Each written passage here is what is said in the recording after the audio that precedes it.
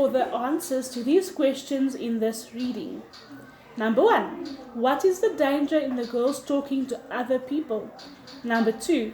What does the sea represent for Ellen and her family? Now this answer is not in it, but you can think for yourself, okay?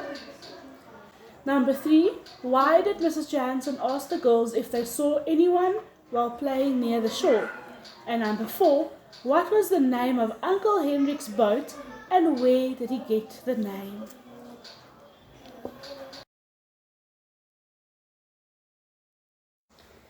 Oh, Anna-Marie, Ellen said, with awe in her voice. It is beautiful. Anna-Marie looked around and nodded her head in agreement. The house and the meadows that surrounded it were so much a part of her childhood, a part of her life, that she didn't often look at them with fresh eyes. But now she did, seeing Ellen's pleasure, and it was true. They were beautiful. The little red-roofed farmhouse was very old, its chimney crooked, and even the small shuttered windows tilted at angles. A bird's nest, wispy with straw, was half hidden in the corner where the roof met the wall above a bedroom window. Nearby, a gnarled tree was still speckled with a few apples, now long past ripe. Mama and Kirsty had gone inside, while Anna-Marie and Ellen ran across the high-grassed meadow through the late wildflowers. From nowhere, a grey kitten appeared and ran beside them, pouncing here and there upon imagined mice, pausing to lick its paws and then darting off again. It pretended to ignore the girls, but looked back often to be certain that they are still there, apparently pleased to have playmates.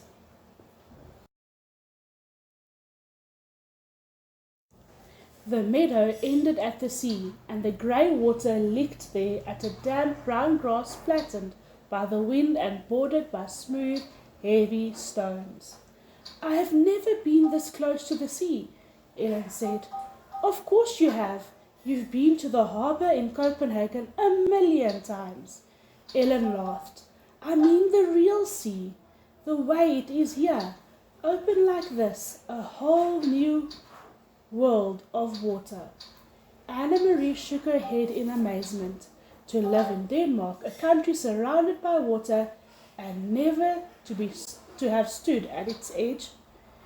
Your parents are really city people, aren't they? Ellen nodded. My mother is afraid of the ocean, she said, laughing. She says it's too big for her and too cold. The girls sat on a rock and took off their shoes and socks. They tiptoed across the damp stones and let the water touch their feet. It was cold. They giggled and stepped back.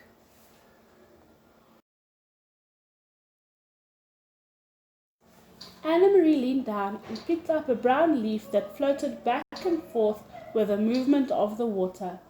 Look, she said, this leaf may have come from a tree in Sweden. It could have blown from a tree into the sea and floated all the way across. See over there, she said, pointing. See the land? Way across there? That is Sweden.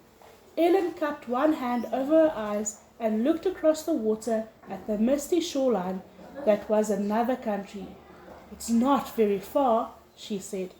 Maybe, Anna-Marie suggested, standing over there are two girls just our age looking across and saying, that's Denmark.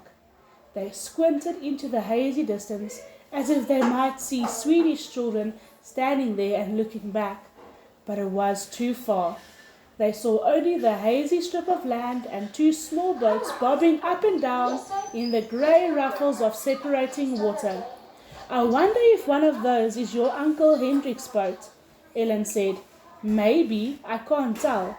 They're too far away. Uncle Hendrik's boat is named the Ingeborg, she told Ellen, for Mama. Because Mama's name is Inge.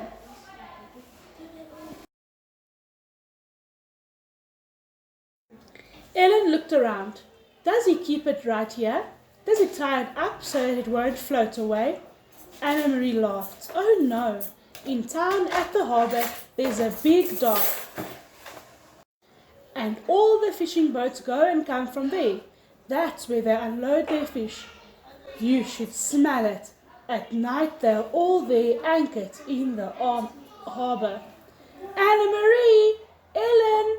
Mama's voice came across the meadow. The girls looked around and saw her waving to them.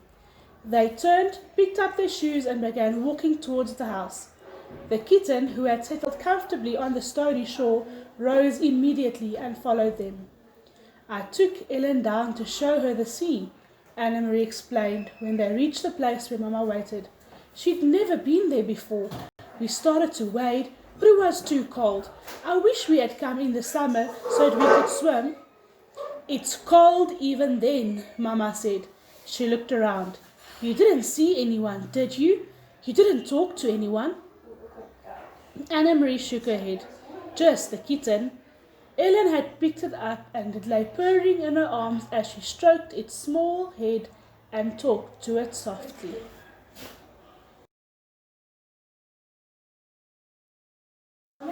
Did you find the answers to these questions in the reading?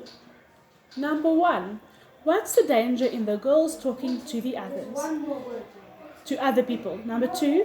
What does the sea represent for Ellen and her family? Number 3. Why did Mrs. Johansson ask the girls if they saw anyone while playing near the shore? Number 4. What was the name of Uncle Hendrik's boat and where did he get the name? You will notice that I did not give you any of the answers because, unfortunately, I have witnessed children going straight to the end and listening to the answers and not listening to the story and trying to figure it out themselves. So, if you haven't found the answers, you can kindly go back to the beginning of the story and try and find them yourself. I will give you everyone that has tried to find the answers themselves the answers the next day from now on.